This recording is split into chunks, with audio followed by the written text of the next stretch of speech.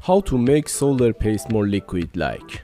So, what is the solar paste? Solar paste is a mixture of metal solder powder and flux. But sometime, as you know, this mix gonna sticky and very thick.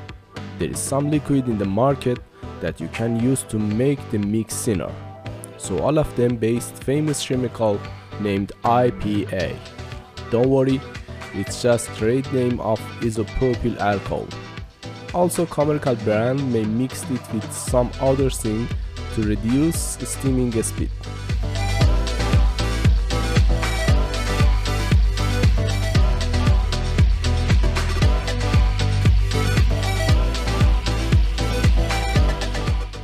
Okay, enjoy electronic and whatever. If you like it. If you love, so subscribe channel. Thank you.